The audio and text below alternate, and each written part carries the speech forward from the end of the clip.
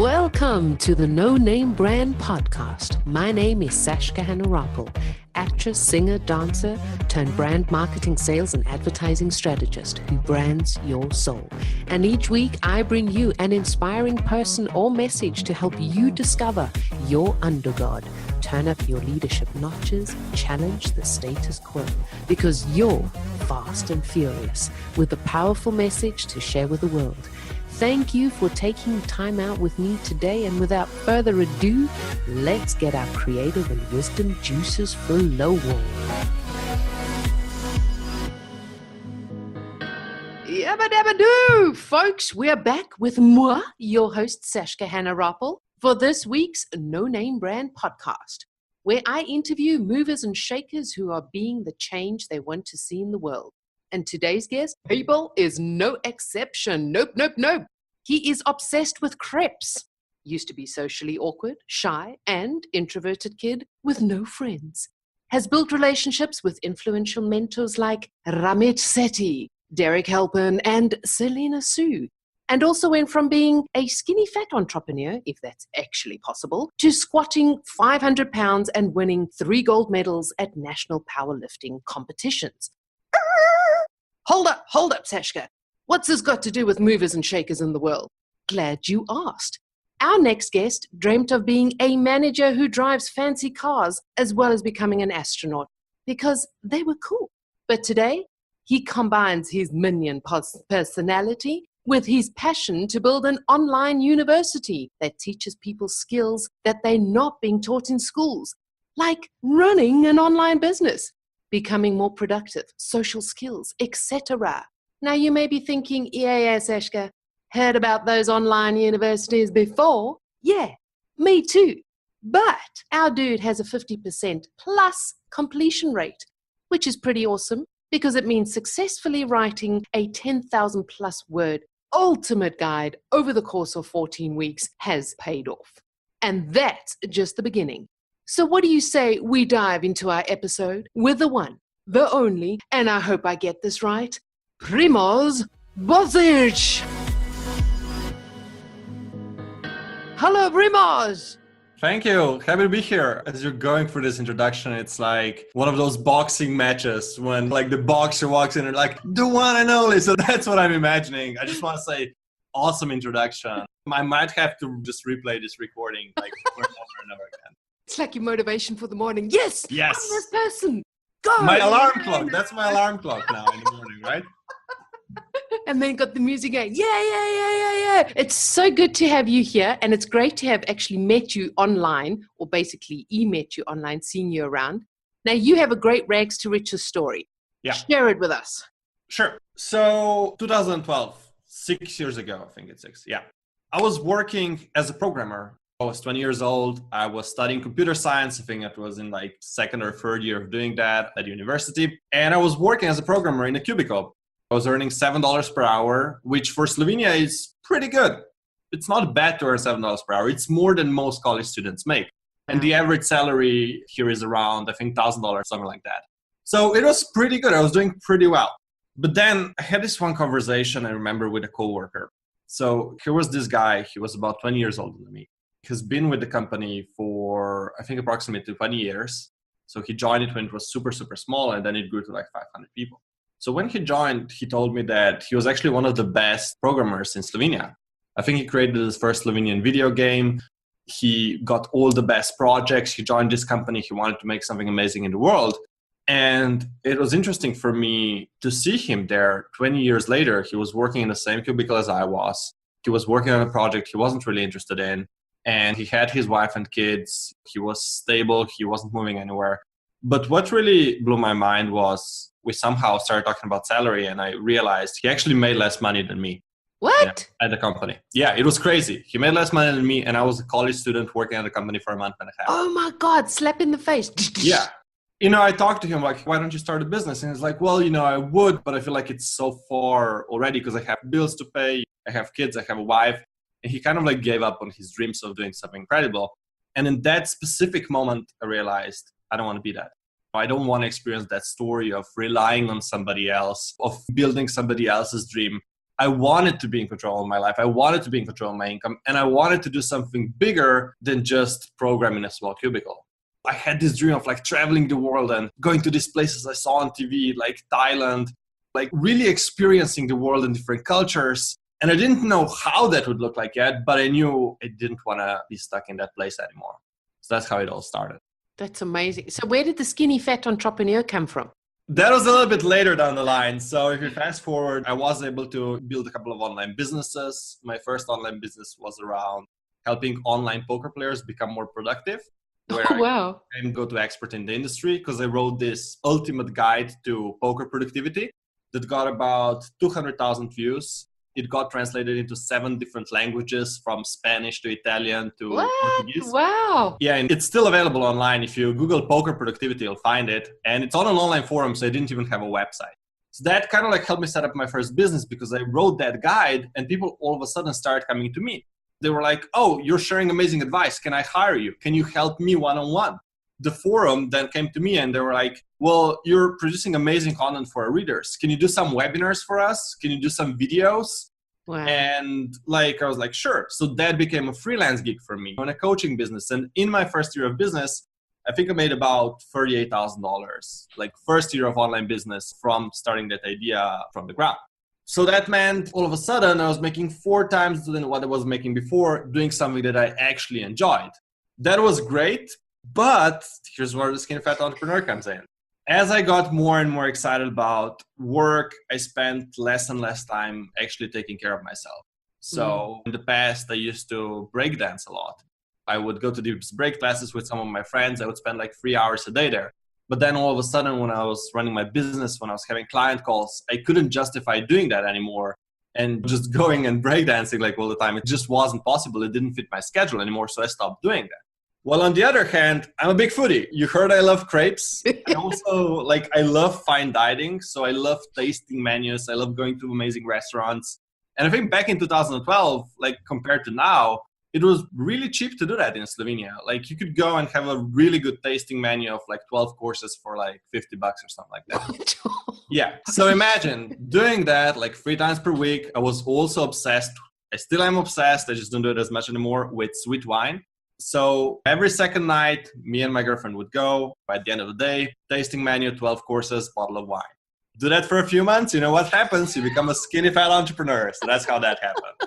But it also taught you when you've got into that whole, I'm just going to say athlete field, where you gain a lot of stamina.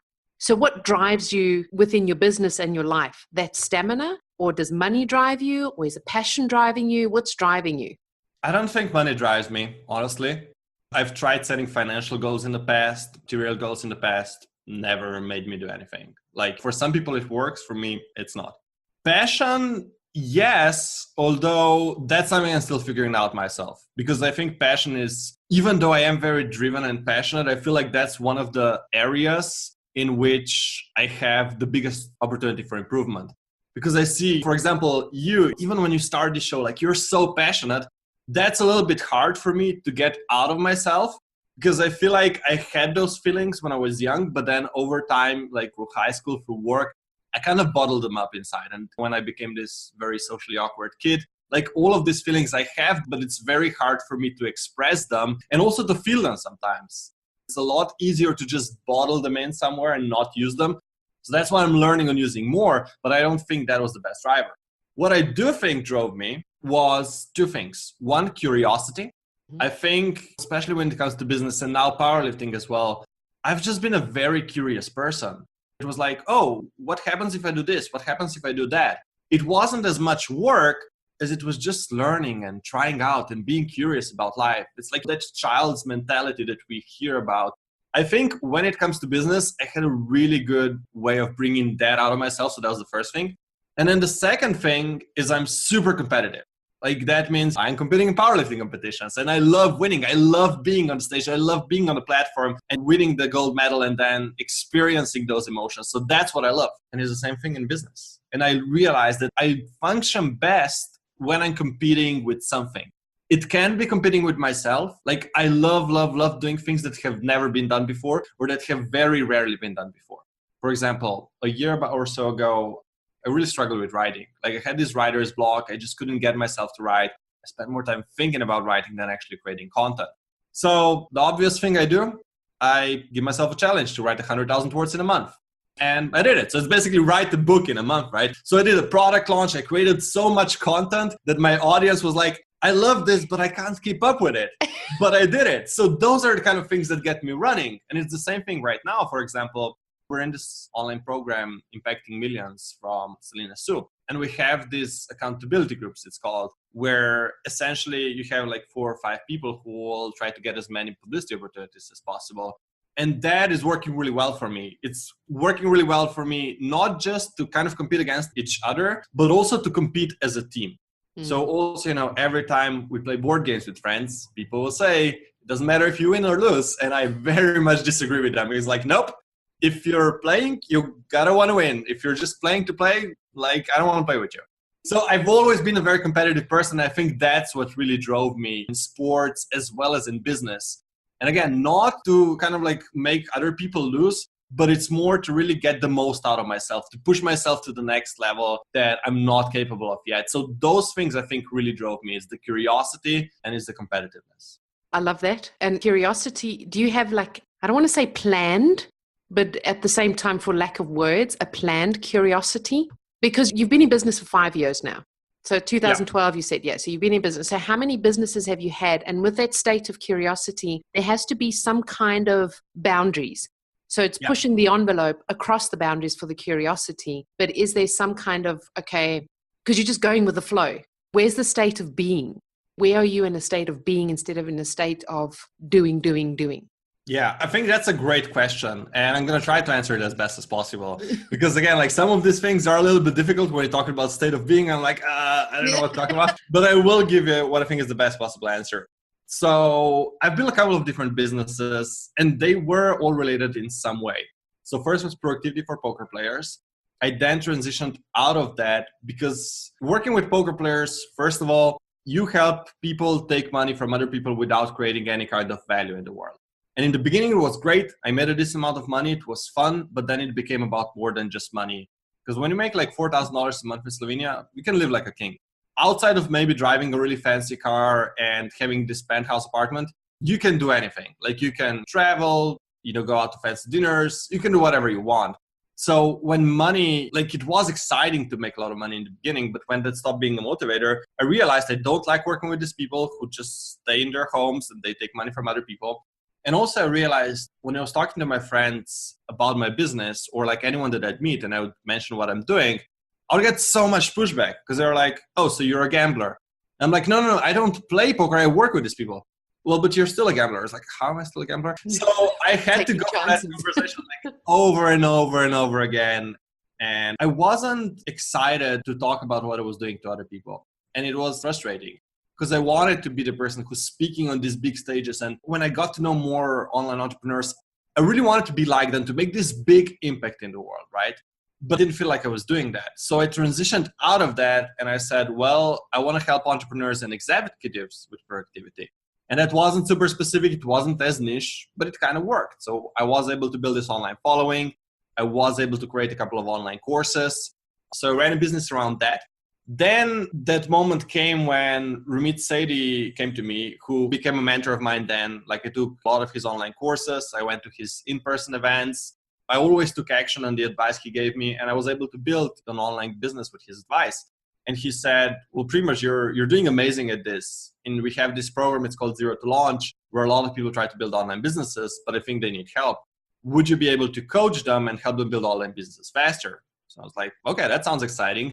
Because around that same time, like I did have an online following, I think about 2,000 email subscribers, which was great. But the idea to work with like 1,000 paying customers who are super ambitious, because I know how ambitious his audience was, and to help them build online businesses, like that to me, making a lot more impact. And also I had this huge opportunity to learn from him, right? So I said, yeah, let's try it out. So for 2 years, I worked as the lead coach and product manager of his program. It's called Accelerator. We built that business basically like from ground up, completely changed the program, built it to 7 figures a year, created a team around it, and it's still running to this day, super proud of that. But that was kind of like my experience as an online business coach. Then in December 2016, I said, this has been great, but then also the company has grown quite a bit. Like Ramit's company has grown quite a bit since I joined the company. And it became more and more difficult to really work on the creative work. And there was a lot of like bureaucracy. And at that point, I was like, well, I don't want to do paperwork. Like I like to create things. I like to build things. I like to make things that make an impact. And, also I felt like after 2 years, it's a good amount of time when you really deliver a lot of value to someone, when you learn a lot, but also it's time for that next stage. So after that, I went back to running my own business full time. I had this crazy idea of helping online entrepreneurs grow their online businesses with ultimate guides. Why ultimate guides? Well, first of all, you heard about the poker guide that got 200,000 views. And later on, when I worked on my productivity business, I published a couple of ultimate guides on my website. One was about habits, one was about surrounding yourself with successful people, and one was about becoming a star student in online business courses. And it was interesting to me that when I was working with Ramit for 2 years, my audience kind of kept growing on its own. Like I would get about 2,000 new email subscribers every year, even though I spent very little time on my productivity business. And when I got back, I was trying to look at this common denominator of my success, and I saw, ultimate guides. This sounds interesting. So I tested that idea with one friend. I was just like, hey, I'm thinking of doing this. And he was like, oh, can I hire you? Interesting. And then he was like, how much do you charge? I'm like, I don't know. So I charged him like $500 to help him create an ultimate guide, which in hindsight, it was very low because I would charge 10 times more in the future for that. But it was enough to see that like, it's not just like some ebooks, like people actually see the value in ultimate guides and they want to make them. Same afternoon, I had a conversation with another friend. They also wanted to hire me. So it's like, okay, there's really something there. 2 people in one day, that's not random. So I emailed my list. I reached out to some of my old clients. And within a week, I had about 7 paying customers for one-on-one coaching for guides. So it's like, okay, that's really interesting. So I worked with them for a couple of months. And then as I was doing that, I always tried to like refine my process because the process changed from day one to creating ultimate guides to where it is today. It's changing to this like 14-week program and we're still improving it. We're still adding to it. But then I was also, with every person that I talked to, I wanted to have a conversation with them about ultimate guides. Like, have you ever heard of them? Do you find them valuable? Were you thinking of writing one? What are some obstacles in terms of writing it? So for 3 months, I probably talked to over 100 people about ultimate guides. And I really realized that people do find it valuable. I realized what concerns they have, what prevents them from writing them, and also had the system that I developed for writing them. So I was like, okay, let's turn this into an online course or a live program where I help a lot of people create their ultimate guides. So that was about a year ago. Since then, that program, it's called Ultimate Guide System, has made over $110,000, which I'm super proud of. It's like for a crazy idea that happened overnight, I think that's amazing.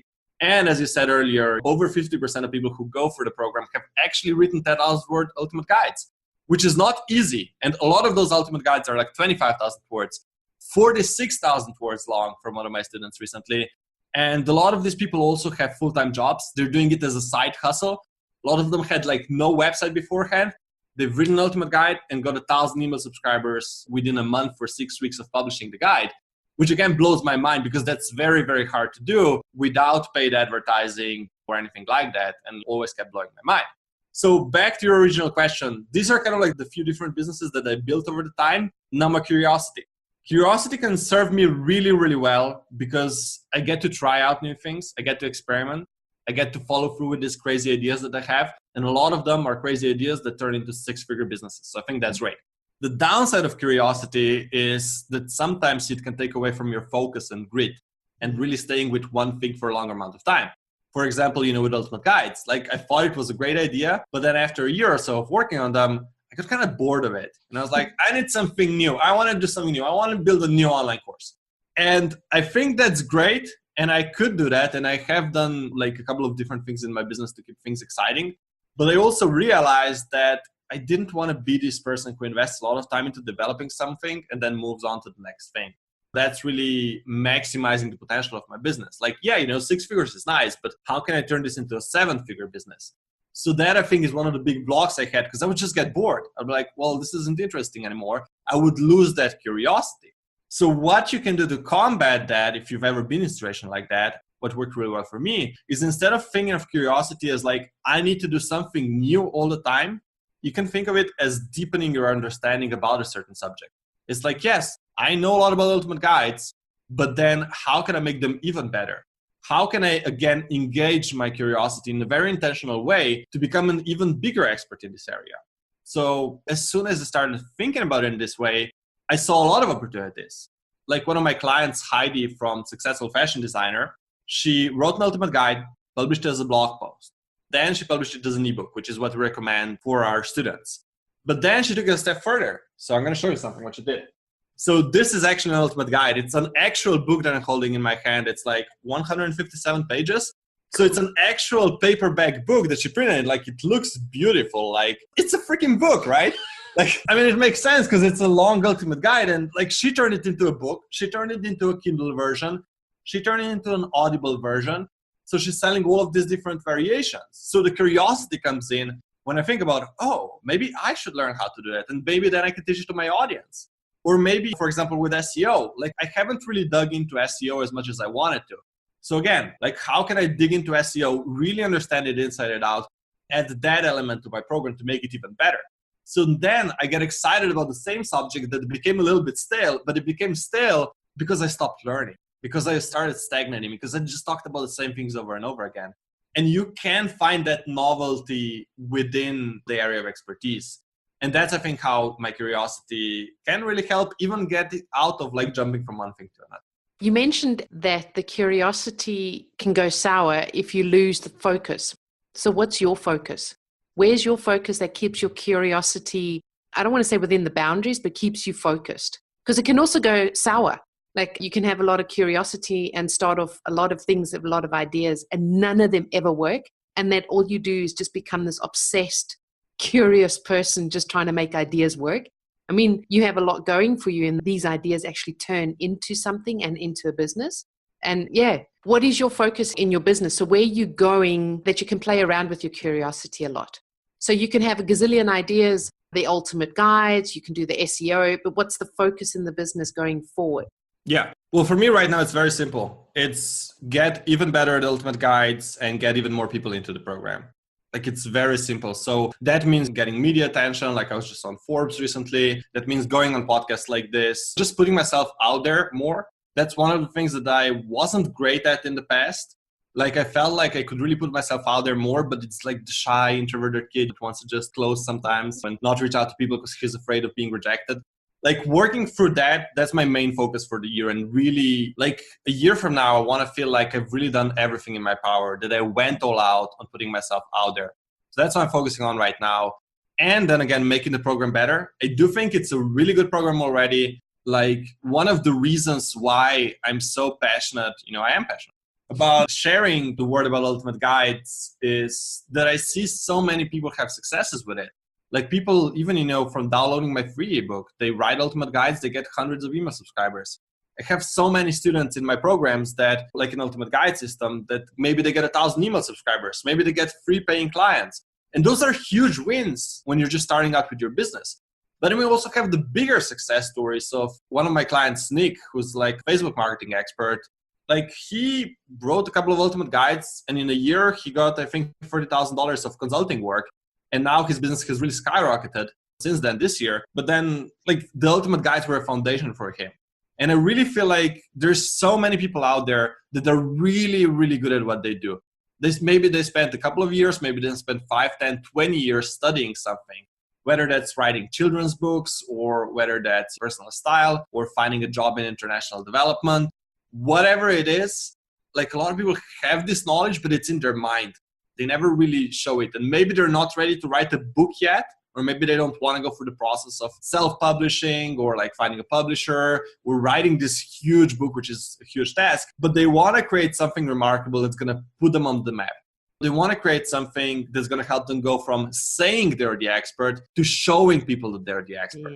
Because what happens when you write an Ultimate Guide and you really pour all the information about a specific subject, like, I don't know, buying a leather jacket. Like that's a great guide from Peter and Grant from Essential Man. Cool. Yeah. Yeah, there's an ultimate guide. If you Google how to buy a leather jacket, third result on Google is going to be the ultimate guide to buying a leather jacket. It's going to be on a website called effortlessgen.com.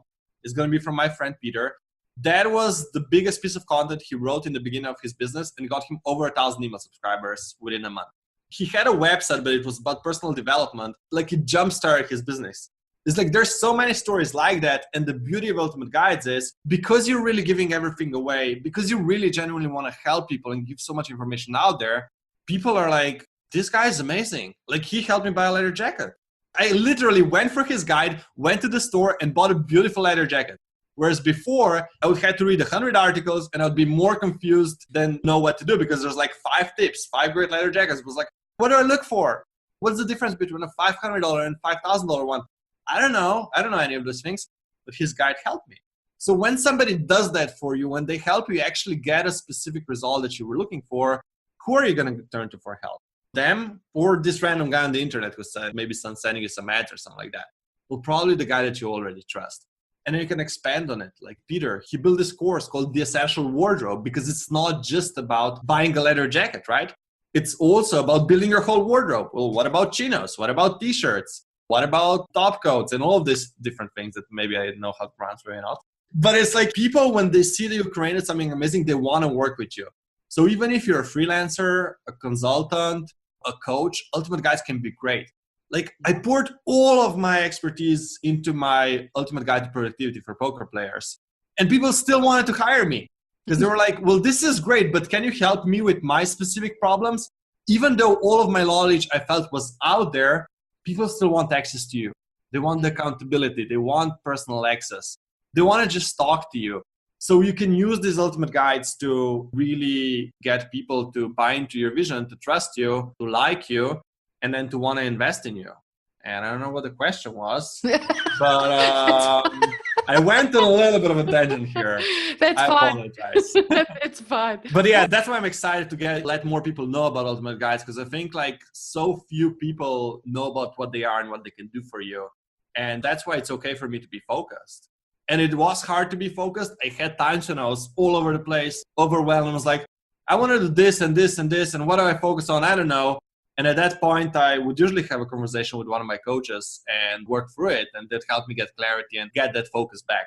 Because I think it's very easy to notice when you're not focused. Because you're trying to do like 5 projects at the same time and none of them are moving anywhere. And I feel like you're working all the time and you're burnt out, but you have nothing to show for it. It's like you're spreading yourself thin. I hate that feeling because I like seeing the feeling of progress. I like building momentum. And I also like having those days when even if I work for 4 hours and I do a lot of great work, I feel like I've accomplished a lot and I can just go for a walk or for a nice dinner, healthier dinner. But yeah, I like having that feeling rather than working like from morning, from dusk till dawn, and then feeling like I haven't really accomplished anything. Like I hate that feeling. It's horrible. Yeah. What was one of the lasting impressions that you have or have had when working with Ramit Sethi? For those that don't know who he is, now's a good time to get to know him. I knew him then when he started I Want to Be Rich. I think that's what it was called. Yeah, I will teach you to be rich. Yes, that's it. I will teach it. So that's when I first got to know him. And Derek Halpern, I love. I've been following him forever. The dude is just, he's over the top. He's totally OTT and he's going to be a dad soon. Were you coached by Derek as well? And what were the things that were lasting impression with you? Yeah, so great question. I can actually talk about both. I just joined the mastermind from Derek Halpern, like this elite mastermind for like 6-7 people. I joined it in October. So we just wrapped it up, I think, last month. And like, I also worked with Ramit for 2 years and I joined a lot of his premium programs. I work with him closely for some of his in-person events.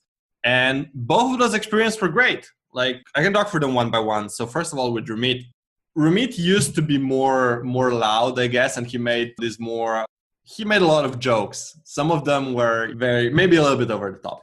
But he was always like just kind of like a no BS honest person. That's what really always draw me to him.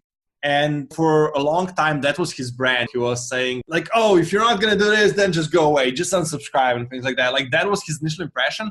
I think since then, he's changed a lot. Like if you watch his Instagram stories or if you watch his videos, he's definitely become more mature, maybe a little bit less angry.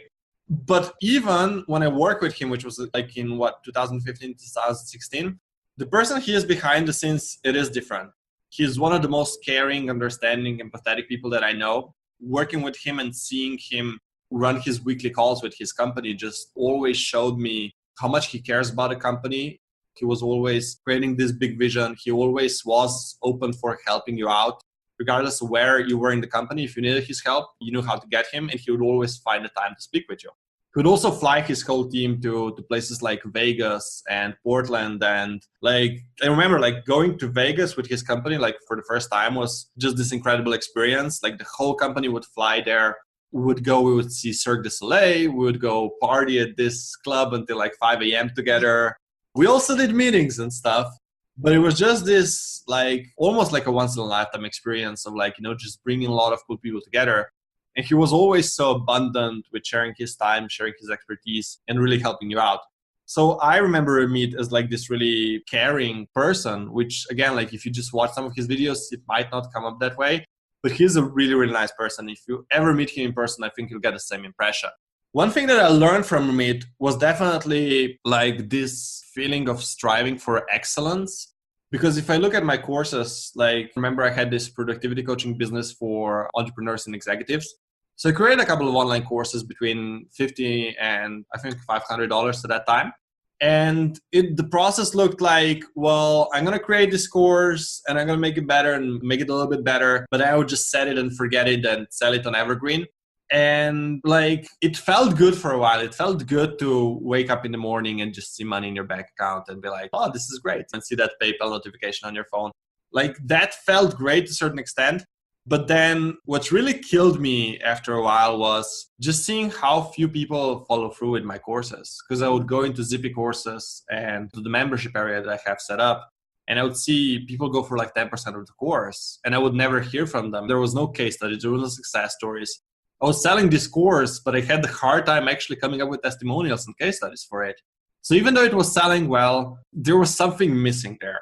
And that was my same experience was with a couple of courses that I made. And it was actually really, really frustrating. So that was before I started working with Ramit. Then when I worked with Ramit for 2 years and I worked with him on the accelerator program, but also I got an insight into the product development process of all the other online courses that they were creating because I was on the same product development team. I could always see him not being satisfied until they found the best possible solution. There's something about making things happen and just making it good enough in the beginning. But then the way he always pushes excellence, if there's a technique that doesn't work well, he will usually just go and tell you to just think of it over and over again. So I remember there were many, many times when I saw people on the team, they spent weeks working on this presentation and then they had to create it from scratch because it wasn't good. It wasn't working. Like a Steve Jobs. Do it again. Yeah. And I think it's really easy to say, oh, just be excellent or strive for excellence. But to internalize it, I think it really helps to be around people who are striving for excellence. So that's one thing I really struggled with before because I kind of knew it, but I was too lazy to actually do it.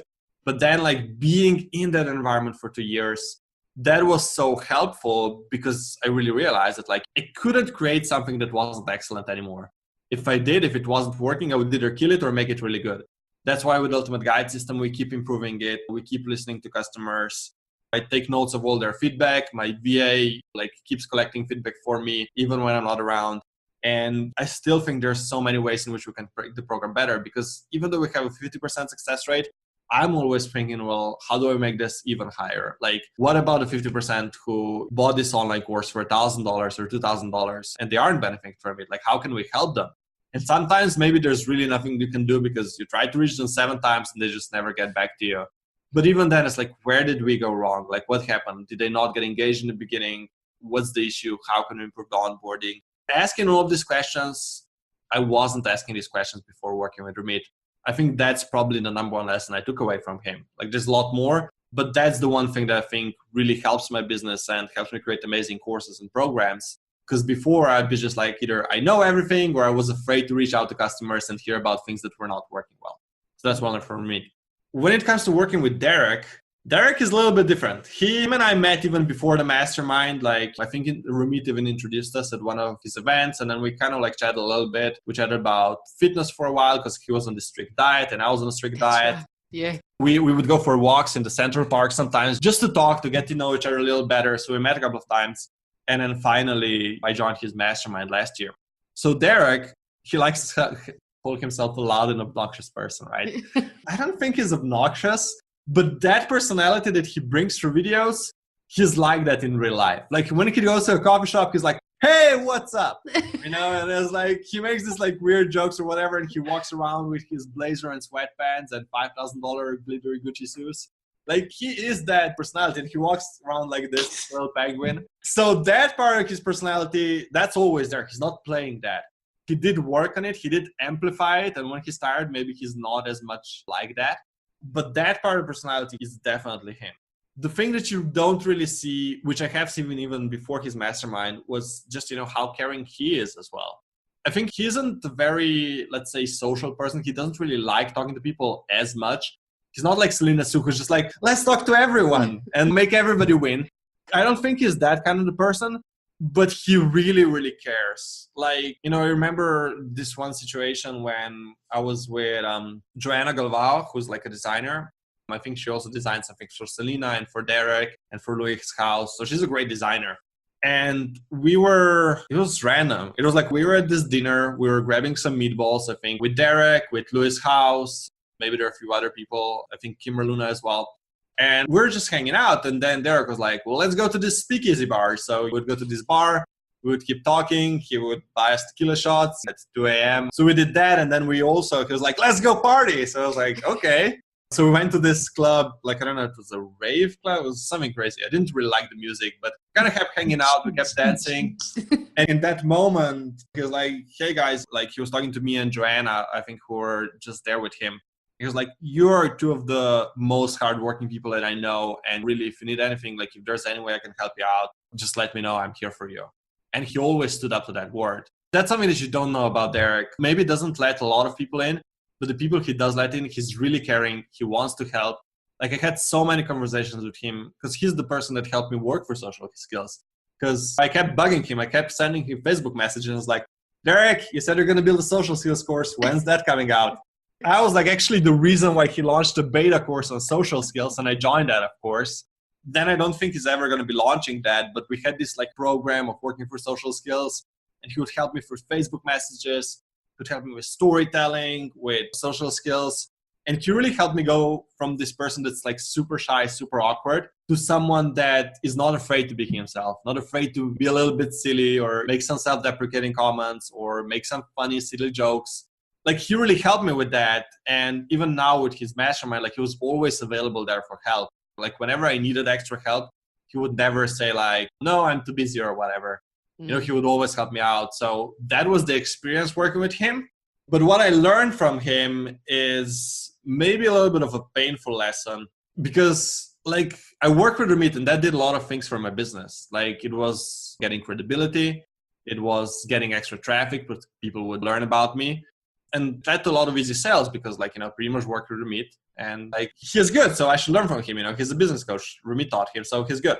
I think that kind of like allowed me to be a little bit lazy over maybe the past year. And Derek was always honest with me. And he was like, look, these are the things you need to get better at. You need to get better at coming up with big ideas.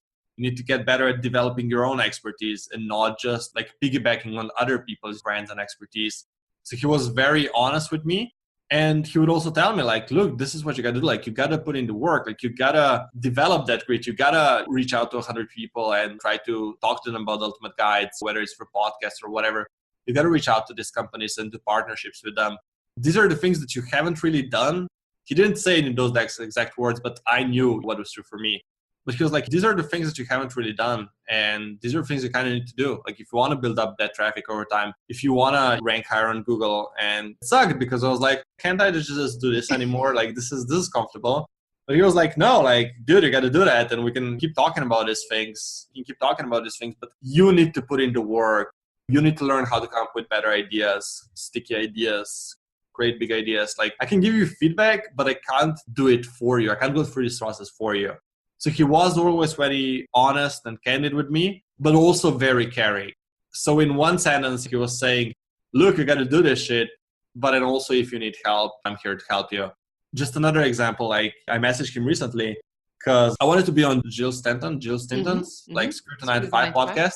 And I was like, I didn't really know how to get her. Like, I knew you were there. Like, I didn't want to ask you for an introduction or anything because I usually don't ask for a lot of things. But I was like, well, I don't know how to get her because, like, she doesn't have an email address on her website. So that's kind of weird. Like, I don't know how to reach out. We have a lot of mutual friends, but I don't really know, what to do. And he was like, well, just message her, and if she doesn't respond, like, I'll introduce you. So then I sent her a friend request, and she accepted it. And like, I listened to the interview with her and Derek, and I think just yesterday, and I really, really, really enjoyed it. Like, I genuinely thought it was probably one of the best interviews Derek has done because it was entertaining, it had the jokes, but also had like super relatable and valuable stories that he taught. And I wrote this Facebook post. It's a little bit of a longer post about the interview. And I just honestly said, like, hey, these things were freaking amazing. Then Jill commented, and she was like, oh, this is so amazing. I'm so happy to hear that. And then Derek went and commented, and he was like, in his very own way, I was like, Jill, meet Primoz. He's a super cool dude. Primoz, you should message Jill and talk to her. So it's like, that's one of the nicest things somebody can do for you, in my mind. Like, from someone like Derek to kind of like make an interaction like that. I didn't ask him for that, but he did it. So it really shows that care that he has. Small things like that that you might not see in most cases. I don't know. I just have really good experiences with working with him. So we're coming near the end of the podcast, and I have two questions that I ask all my guests. And one of them I'm going to get to now, but just to close off with what I asked you now about the lasting impressions with Derek and with Ramit, what would you want them and others to say about you? What kind of lasting impression would you want others to say about you? I think the biggest compliment I can ever get is that I'm an extremely hardworking person that really cares about people and helping them succeed. Like, I noticed that people would tell me compliments in the past, and they would say things like, oh, you're super smart. And that never really worked for me because it didn't motivate me. Like, I think Carol Dweck talks about this in the book Mindset, that it's like a fixed mindset. When people tell you that you're smart, then you actually don't want to go out and put yourself out there, because if you fail, that might mean that you're not smart anymore. So that happened to me throughout high school all the time. My parents were telling me, you're so smart, you have so much potential, but I was a failure. I actually failed my last year of high school, even though I had straight A's in primary school and some of the classes in high school. So that never worked for me, but I know that when I get complimented on my hard work, that makes me work harder. And if people see me as a caring person, that means that I genuinely care about other people see that as well. I think that's great. And if they see me as a hardworking person, that also means that the things that I'm doing, they're showing. Like, people notice all of the work that I put in, that I go out of my comfort zone, that I push myself out there. And I know if people think that of me, it's just going to make me work harder and harder. Like, I don't care about any of the other stuff. It's just, I know if I work hard and if I do the right things and if I care about the people, I'm going to achieve the goals that I want to achieve. It's just a matter of time. Yeah, well, that's pretty cool. But you're allowed to make mistakes. So you don't always have to do the right thing. Of course, yeah. But that's the thing. Like, I think when you make a mistake, if you're a hardworking person, hardworking people make mistakes. Smart people are not supposed to make mistakes, in my mind. My mind is a bit messed up. But I wouldn't say that. But yeah, it's like, I don't want to be called smart. Like, yes, I scored pretty high on an IQ test when I was in primary school. That's probably the only IQ test I ever did. But I hate being called smart because it doesn't make me work hard. I would rather be known as hardworking than smart, for sure. That's pretty cool. Now, how would you want to change or challenge the world doing what you do? That's a great question. I think it's not a dream, it's a goal of creating this university and creating great education for people. Like, I really have this goal of one day, and I think what I'm doing right now is leading to that, right? Like, having this place where people who were in the same situation that I was, maybe like 8 years ago, so maybe a year or two before I started my business, it was when, I thought I was a smart person. I did have an opinion. I was always a rebel, but also I was a little bit socially awkward. Like, I wanted to do things in the world. Like, I didn't know what I wanted to do. I didn't know how to do it. I knew I wanted to do something to make something out of myself, but I didn't know how it works or how to do it or what that was. Like, those years in high school, like, I failed my last year of high school, which was probably one of my biggest, let's say, failures or mistakes, or I don't even know if I would call it any of that. But it was a low point in my life, and partially because I went through this really bad breakup. Like, it was my first girlfriend in high school, and I was depressed for like 2 years. I almost wanted to kill myself. Like, I had a conversation about it with my dad. It was a very, very painful part of my life. And at that point, I felt like I had nothing to give to the world, like nothing, zero. And to be able to get from there to where I am today, where I can genuinely help people and I can say like, yes, I'm adding something to the world. Like, I wish the high school kid had access to resources about like getting better at social skills or finding something that you love or being more productive. But I didn't. I didn't know where to look. Like, the school didn't help me out. They were just like, you should stop skipping school. Like, that was what they told me. I didn't have the resources, didn't have the help that I needed to really, let's say, fulfill my potential. And my goal is to really help people in schools, in colleges, to get these resources, to teach them the things that they don't teach them in school. And I want to work on that goal. And I think part of that is ultimate guides or creating really good, really detailed content and giving it out away for free. Because I think it would be really cool if like people who are top experts, like, yes, look, it's great to create online courses. It's great to take one-on-one clients. It's great to pass on information that way. But I also think there's a space for just creating better content, like that really genuinely helps people. Because yes, you can write those 500-word blog posts, but do they change people's lives? Do people really know what to do when you tell them like, oh, 5 tips for finding a leather jacket? Do people actually go into the store and buy it? When people tell people like, oh, here are 5 things that you can do to become a more social person, people actually do that. And I think like from my experiences, I don't. I think they get a lot of clicks. I think they get a lot of shares. They go viral, but I think people read them, they get a high and they don't do anything with it. Whereas what I wish would happen is that more people would really create content. They take all of their expertise and they're not afraid to share it with people. So someone who maybe can't afford their courses right now, they can actually go for that content and get results. That's why even, with Ultimate Guides, like I give a lot of my expertise as much as I can about Ultimate Guides. I give away the whole system on how to write an Ultimate Guide away in a free ebook of like 13,000 words, which is almost an Ultimate Guide in itself. I could have just said like, here's 8 steps to write an Ultimate Guide. If you Google how to write an Ultimate Guide, you'll find articles like that, but they don't really help people write them. So I go and I provide examples and I provide action steps. I share my own mistakes and all these things. And I wish more people did that, honestly, because I think a lot of people don't do it because they're afraid like, well, if I give everything away, then are people actually going to pay me? But then what I found is like, well, yeah, more people are actually going to find out about you. And I think people are more likely to work with you, maybe in that program, or just in another way, like through coaching or some kind of work if you really give these things away. So my dream, or like how I'd like to impact people, like if you're listening to this, I would appreciate it if you took a time to think about like the work that you're putting out and is it really your best work or can you make it better? Like, can you create this amazing free resource, whether it's an Ultimate Guide or just a great blog post or a book or something like that, where you hold nothing back. We really go with the intention of helping people as much as possible, and not with the intention of like sharing 20% and then holding 80% for the paid stuff. So that's definitely something that I want people to do. I love that. And it's so important. I mean, like you mentioned now, I always give the analogy when someone tries something out and wanting more of it. I mean, if a woman goes into a store and she's trying on lipstick on her hand or something like that, you try it, but you're trying the product. And if you really like it, you'll buy it because then you'll start putting it on your lips. But You've tried it. You've tried the whole product. If you go into a pizza store, you just buy a sample, a little slice, and you're going, God, that was divine. And then you've actually bought the whole product, so you'll still go and get everything.